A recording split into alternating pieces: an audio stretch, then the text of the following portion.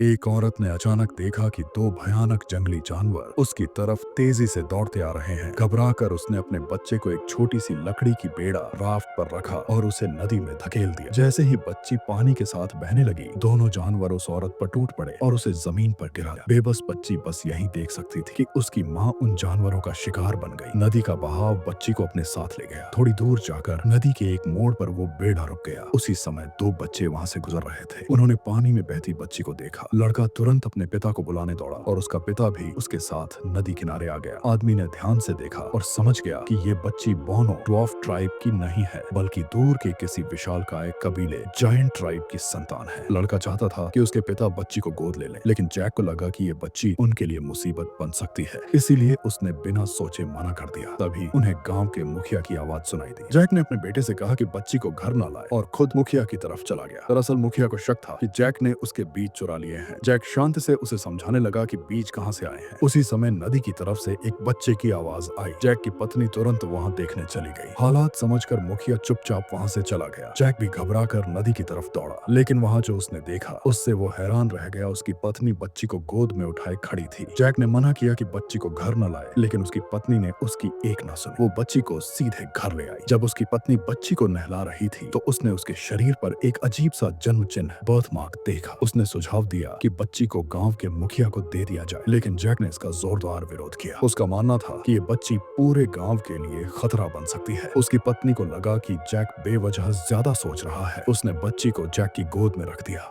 और हैरानी की बात यह थी कि जो बच्ची लगातार रो रही थी वो जैक की बाहों में आते ही चुप हो गई। और पार्ट 2 के लिए सब्सक्राइब करें।